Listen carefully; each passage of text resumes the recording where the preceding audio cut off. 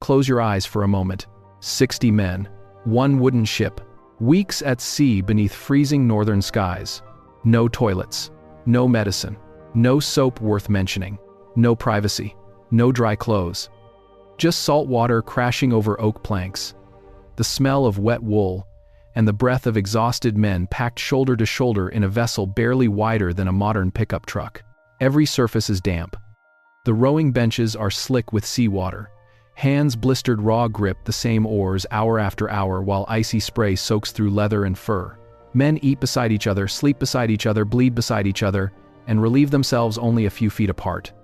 By every rule of medieval survival, this should have been a floating grave. One contaminated water supply could wipe out an entire crew.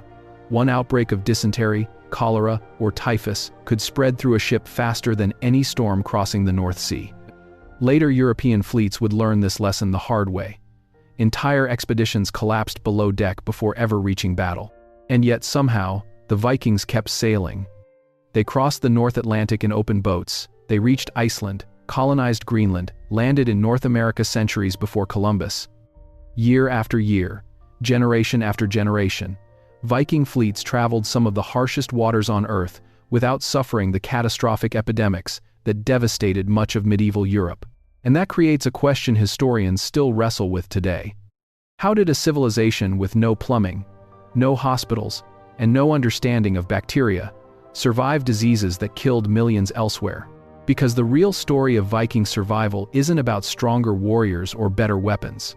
It's about something far less dramatic. A system of habits, rituals, ship design, and social discipline so effective that these so-called barbarians often lived cleaner, healthier lives than the most advanced societies in medieval Europe. And once you see how that system worked, medieval history starts looking very different. To understand why the Viking world was so unusual, you first have to understand what life looked like across the rest of medieval Europe. And the truth is, much of Europe was filthy in ways that are difficult to imagine today. Walk through the streets of a major medieval city, and the smell would reach you long before the buildings did.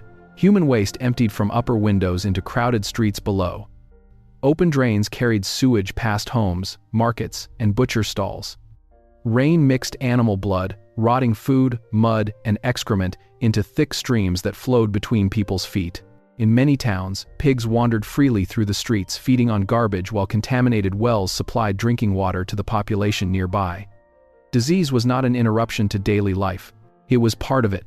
Dysentery, typhus, intestinal parasites, tuberculosis, skin infections. Medieval Europeans lived, surrounded by conditions that allowed illness to spread constantly. Children died young. Outbreaks swept through towns repeatedly. Entire communities could be weakened by disease long before war or famine ever arrived. And nowhere did these problems become more deadly than at sea. During the Crusades, thousands of soldiers were packed into transport ships bound for the eastern Mediterranean. These were massive military operations for their time, carrying men, animals, supplies, and water across long distances under brutal conditions. Below deck, ventilation was poor. Fresh water sat stagnant in wooden barrels for weeks. Waste accumulated in enclosed spaces, exposed to heat, moisture, and rot. Men slept packed tightly together with almost no separation between the sick and the healthy. Disease spread rapidly. Long before many crusaders ever reached the Holy Land, dysentery and typhus were already tearing through crews below deck. Some fleets lost more men to sickness during transport than to combat itself. And the terrifying part is this: Europe actually considered itself medically advanced. By the High Middle Ages, European societies had physicians, monasteries preserving medical texts, sanitation ordinances in some cities, and educated elites attempting to explain disease through contemporary science. But their understanding of hygiene was deeply flawed. Many medieval physicians believed frequent bathing weakened the body. According to prevailing medical theories, warm water opened the pores and allowed illness to enter more easily. Public bathhouses, once common during earlier centuries, declined in many regions as fears around disease, morality, and contamination grew. In other words, some Europeans were actively discouraged from washing. Now place that world beside the Viking Age. On one side, stone cities, churches, kingdoms, universities, formal medicine. On the other, wooden ships filled with pagan raiders living in freezing northern seas. By every expectation, the Vikings should have suffered worse outbreaks than anyone else.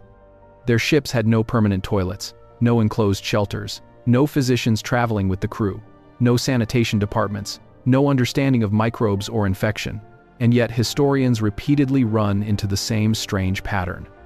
The large-scale fleet epidemics that devastated later European naval expeditions appear surprisingly rare among Viking voyages. That doesn't mean Vikings never got sick. They absolutely did. Archaeological evidence shows parasites, infections, injuries, and disease existed throughout the Norse world. But somehow, these problems usually failed to explode into the kind of civilization-wide health disasters that repeatedly crippled much of medieval Europe. And once researchers began looking closely at how Vikings actually lived, a completely different image started to emerge. Not savage men collapsing in their own filth, but a culture obsessed with grooming, washing, and personal discipline in ways the rest of Europe often wasn't. For centuries, the Viking image sold to the modern world looked almost identical. Wild-eyed raiders covered in mud and blood, tangled hair, rotten teeth, filthy animal skins. Men who looked as though they had spent their entire lives crawling through smoke and seawater without ever touching soap. Hollywood loved that version of the Norse.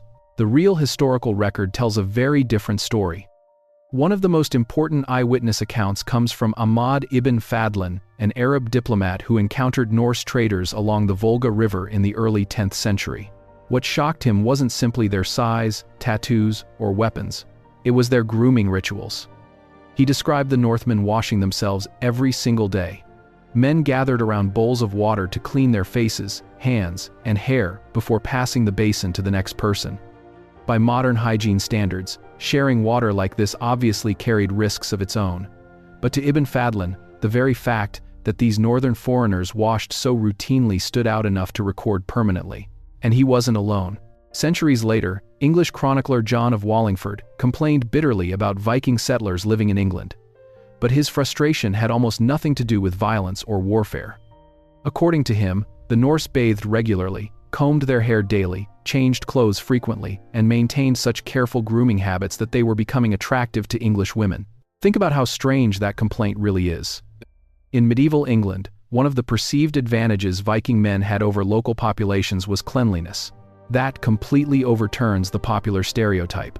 And then archaeologists started uncovering the graves. Across Scandinavia, Iceland, Britain, Ireland, and former Viking settlements throughout the North Atlantic, the same objects appear again and again beside weapons and tools. Bone combs, tweezers, ear spoons, razors, complete grooming kits.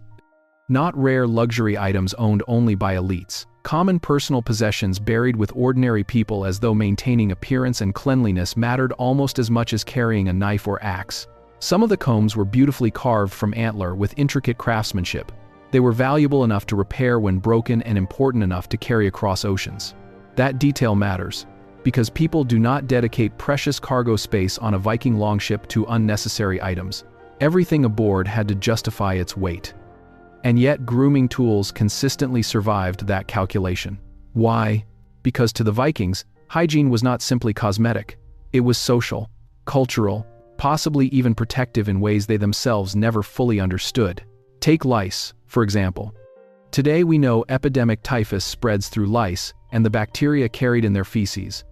Medieval armies throughout Europe were devastated repeatedly by lice-borne disease.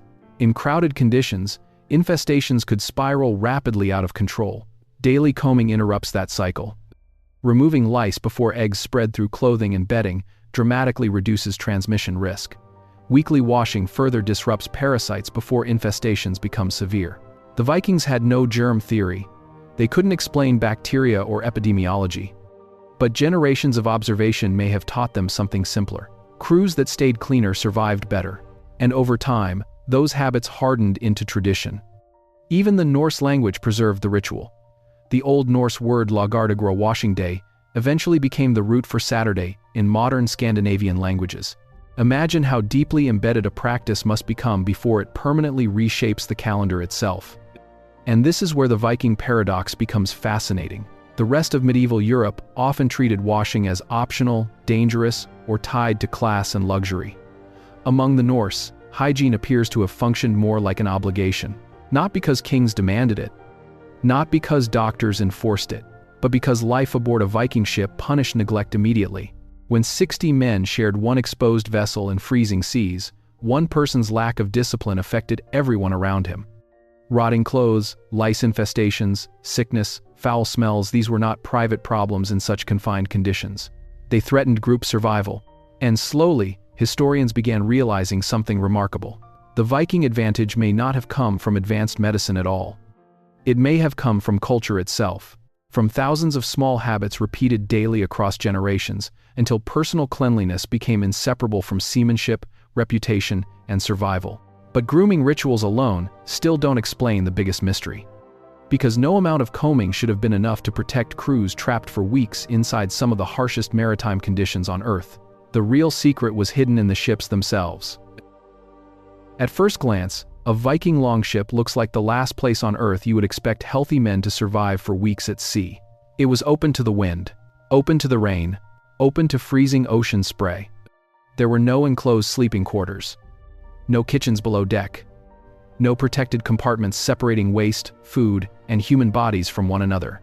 And, strangely enough, that may have been exactly why Viking ships avoided many of the disasters that plagued later European fleets. Because the longship was not just transportation. It was a survival system engineered around movement, ventilation, and constant environmental exposure. Archaeologists have spent more than a century excavating Viking vessels from burial mounds, harbors, and fjords. The Oseberg ship, the Gokstad ship, the Skåldelev fleet discovered beneath Roskilde Fjord in Denmark. Again and again, researchers noticed something unusual. The ships contained no permanent toilets, no latrine compartments, no sewage storage systems. Nothing resembling the sanitation infrastructure found on later medieval or early modern vessels. At first, that absence seems primitive, but the design of the ship itself solved the problem differently. A Viking longship sat low in the water with very little distance between the deck and the sea. In calm weather, waste could simply be discarded directly overboard almost immediately. Nothing accumulated on board long enough to rot. That detail becomes incredibly important in confined maritime environments. On later enclosed ships, waste often collected in stagnant areas below deck where moisture, heat, and poor airflow created ideal breeding grounds for bacteria. Bilge water mixed with food scraps, vomit, blood, animal waste, and human sewage could sit trapped inside ships for weeks. The smell alone was horrifying. Sailors in later centuries described bilges as toxic pits of rot, capable of making healthy men violently ill after prolonged exposure. Disease spread rapidly in those enclosed environments because contamination stayed trapped among the crew. Viking ships operated differently. Their clinker-built hulls overlapping wooden planks sealed with tar and animal fibers were durable but never perfectly watertight. Seawater constantly seeped into the vessel. Crews routinely bailed water back out throughout the voyage. To modern eyes, that sounds like a flaw. In practice, it created something closer to a continuous flushing system. Organic debris, spilled food, bodily fluids, mud, and contamination rarely remained trapped on board for long. Salt water mixed with waste and was removed repeatedly through daily maintenance. Instead of stagnation, there was constant circulation. The ocean itself became part of the sanitation process. And then there was ventilation. A Viking longship had no enclosed lower deck where damp air could accumulate around sleeping bodies. Everything remained exposed to wind, cold air, sunlight, and moving seawater. Harsh? Absolutely. But biologically, those conditions mattered. Many dangerous pathogens thrive in warm, stagnant, poorly ventilated environments. Viking ships were wet and uncomfortable, but they were rarely stagnant. That distinction may have saved lives. Now compare this to many medieval transport vessels used during the Crusades, centuries later. Those ships carried enormous numbers of passengers and supplies below enclosed decks with limited airflow. Waste accumulated in dark compartments alongside food stores and water barrels. Heat and humidity transformed parts of the ship into floating incubators for disease. By the time fleets reached their destinations, sickness had often already spread through entire crews. Ironically, the more advanced ships became, the deadlier some of them grew. But one of the most important Viking advantages may have come from something even simpler: what they drank. Fresh water stored in wooden barrels becomes dangerous surprisingly fast. Bacteria multiply inside damp wood grain while stagnant water grows contaminated over long voyages. Later naval powers struggled constantly with waterborne disease aboard ships. The Vikings often avoided relying entirely on stored fresh water. Instead, they carried weak beer and fermented dairy products such as sour whey, not because they understood microbiology, because those drinks lasted longer and tasted safer. The brewing and fermentation processes accidentally reduced many dangerous microorganisms that flourished in untreated water supplies. Weak alcohol content and acidic fermentation created liquids less hospitable to bacterial growth than stagnant freshwater barrels sitting in darkness for weeks. Once again, practical habit achieved what scientific understanding had not yet discovered. And there's another crucial factor modern people often overlook. The Vikings rarely remained trapped at sea continuously for months the way later naval powers sometimes did. The Norse world operated through a vast chain of coastal movement. Ships hugged shorelines, stopped frequently, and used hundreds of temporary landing sites scattered across Scandinavia, the British Isles, Iceland, Greenland, and beyond. Almost every landfall acted like a biological reset. Men went ashore, clothes dried, bodies washed, waste dispersed naturally into soil and moving water rather than accumulating endlessly inside floating wooden containers. The environment itself helped interrupt disease buildup before it spiraled out of control. And slowly, a pattern starts to emerge. Nothing about Viking sanitation depended on advanced technology. There were no complex sewage systems, no physicians controlling hygiene standards, no scientific understanding of infection. Instead, the entire survival system worked through design choices and repetitive habits interacting with the natural world. Open air instead of enclosure, flow instead of stagnation, movement instead of accumulation. The ocean cleaned what later ships trapped. Cold air ventilated what later fleets sealed shut. And cultural habits reinforced the system every single day. But the most remarkable part still wasn't the ships themselves. It was the people living inside them. Because Viking hygiene worked for one reason above all others. Their culture enforced it relentlessly. The Viking hygiene system did not survive for centuries because of ship design alone. A long ship could reduce stagnation. Salt water could wash waste away. Wind and cold air could limit some forms of contamination. But none of that mattered if the people aboard abandoned discipline. And this is where the Norse world becomes fundamentally different from much of medieval Europe. For the Vikings, cleanliness was not treated as private behavior. It was social behavior, something enforced not by governments or physicians, but by the people around you. Life aboard a long ship left almost no room for individual neglect. Imagine 60 men rowing for days beneath freezing rain, sleeping shoulder to shoulder beneath wet cloaks, sharing tools, food, ropes, benches, and cramped working space every hour of the voyage. Now imagine one crew member crawling with lice, one man refusing to clean his clothing, one man allowing waste or filth to accumulate around shared living space. On a Viking ship, those problems could not remain personal for long. Everything spread. Smells spread. Parasites spread. Illness spread. And because survival depended completely on the strength of the group, social pressure became extraordinarily powerful. A man who neglected hygiene was not merely unpleasant. He became a threat. That distinction changes everything. Modern militaries understand this principle well. In tightly confined units, personal discipline quickly becomes collective responsibility. One careless individual can affect morale, health, and operational effectiveness for everyone else. Viking crews appear to have operated under similar social dynamics. Not through written regulations, through expectation. Daily grooming became normal because everyone around you expected it. Washing rituals became tradition because life punished crews that ignored them. Over generations, survival behavior hardened into culture. And nowhere is that clearer than the Norse bathing tradition itself. The Old Norse term laugardagur, literally washing day, referred to a regular weekly bathing practice deeply embedded in Scandinavian life. That word eventually evolved into the modern Scandinavian terms for Saturday. Think about what that means. Entire societies organized part of the week around cleaning the body. Not occasionally. Not when convenient. Ritually. Even in cold northern climates where heating water required effort, fuel, and time, that level of consistency matters enormously when dealing with parasites and infectious disease. Lice reproduce quickly in dirty clothing and crowded environments. Interrupting that cycle through regular washing and combing dramatically reduces infestation levels before outbreaks become severe. The Vikings may not have understood why the system worked biologically, but they clearly understood that maintaining it mattered. And then archaeology uncovered something even more revealing. At Coppergate in York, once the Viking city of Jorvik, excavations during the 1970s uncovered evidence of structured sanitation systems inside Norse settlements. Simple pit latrines, designated waste areas, organized disposal practices. Nothing technologically extraordinary by modern standards, but deliberate, purposeful, managed.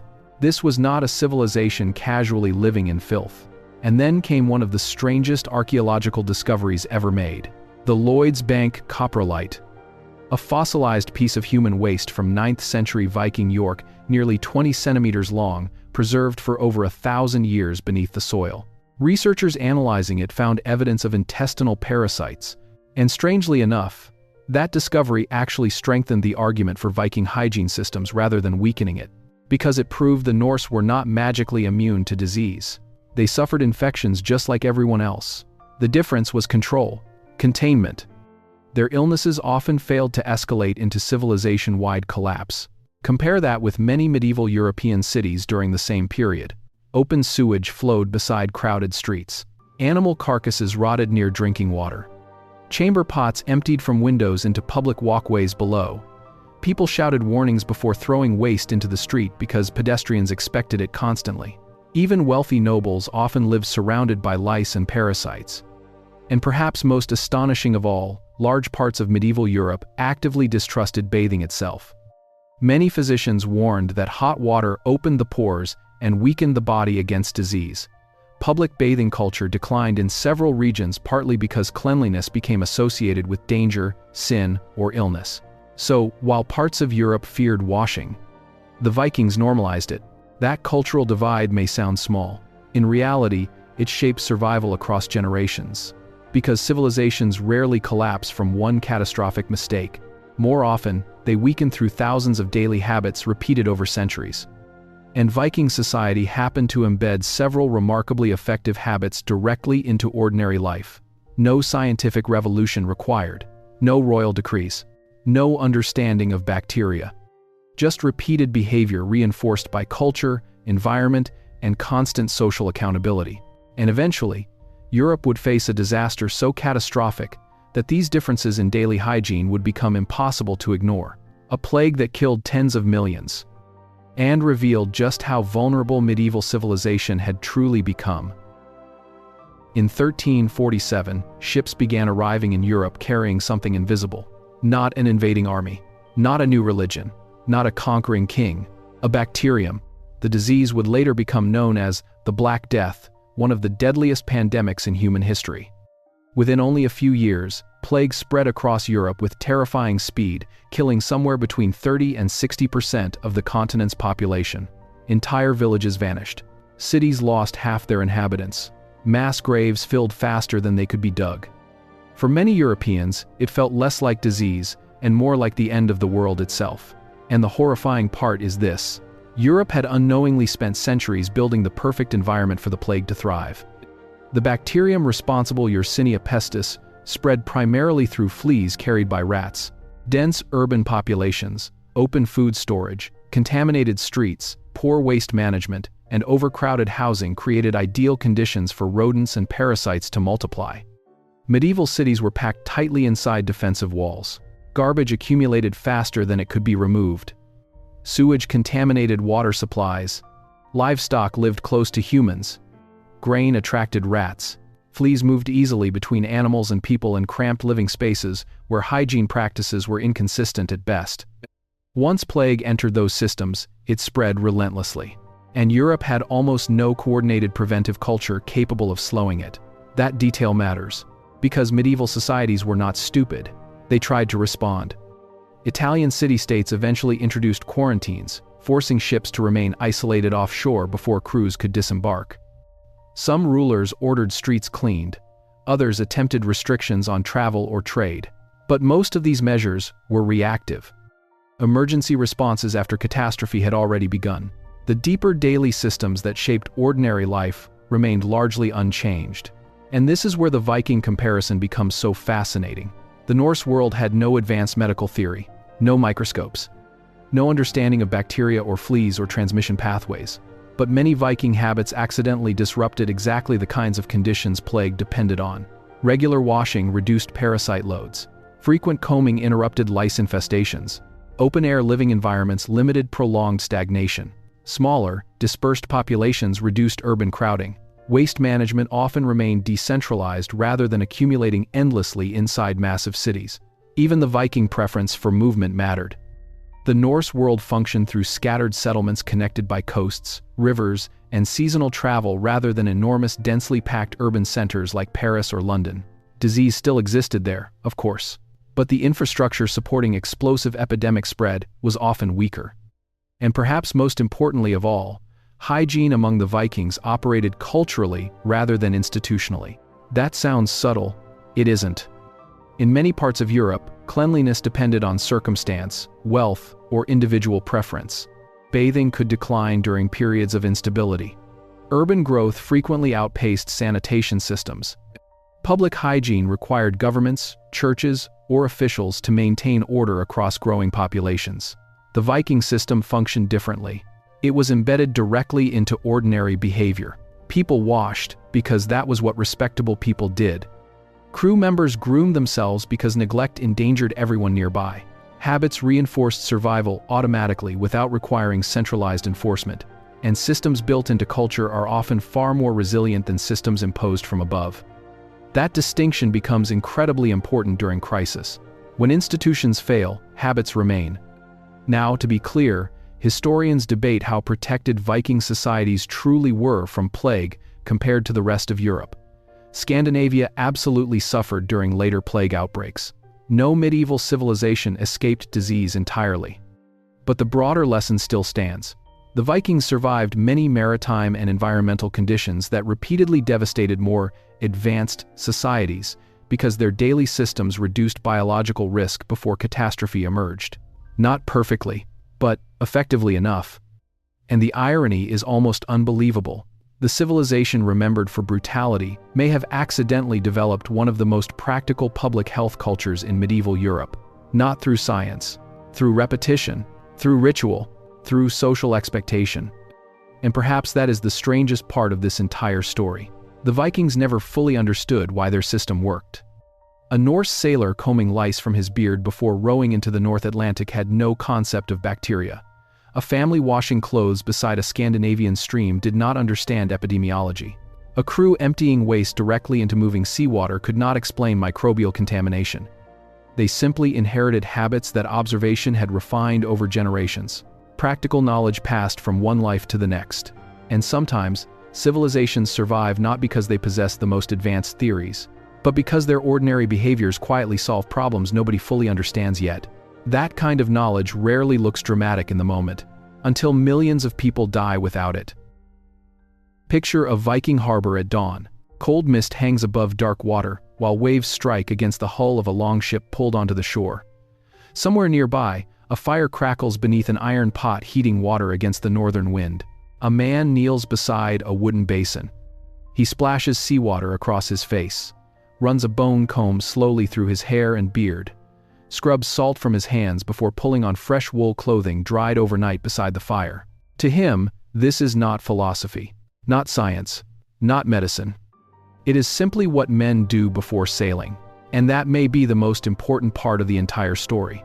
The Vikings never developed germ theory. They never discovered bacteria. They could not explain infection through microscopes, or chemistry, or biology.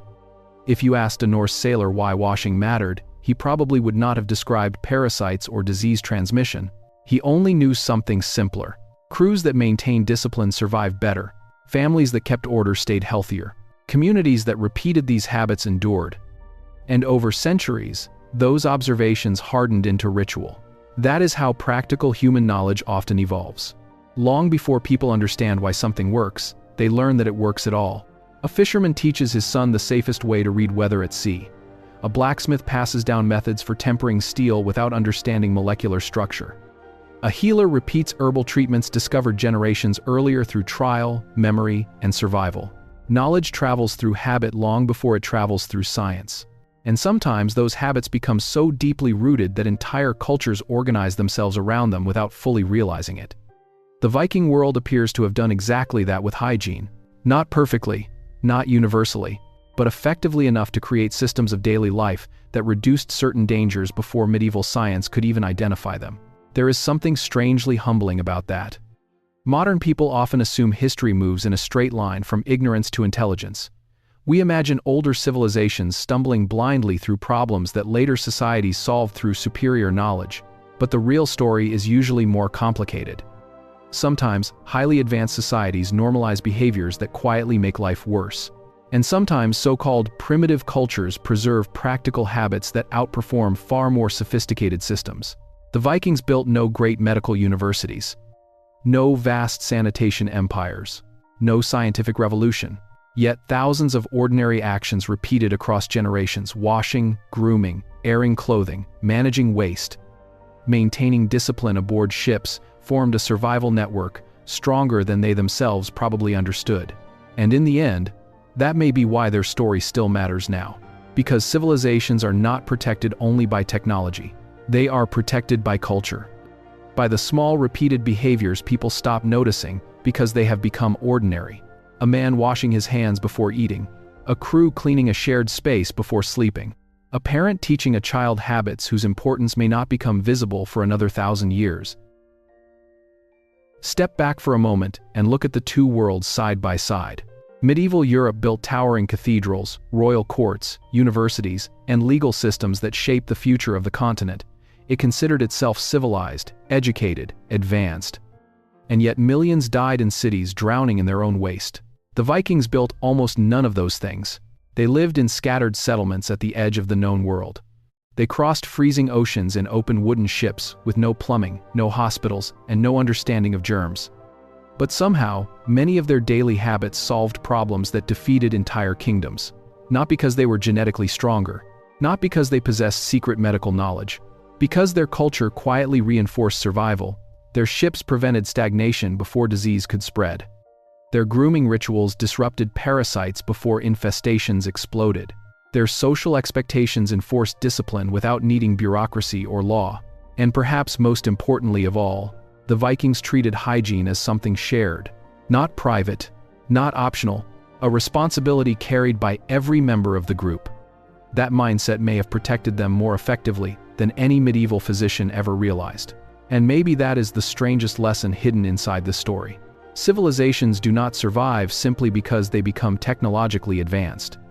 They survive because certain habits become woven so deeply into daily life that people continue practicing them even when they no longer remember why they matter.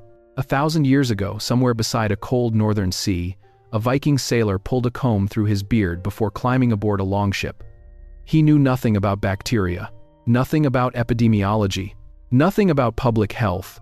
He only knew that disciplined habits kept men alive. And in the end, that quiet knowledge outlived empires.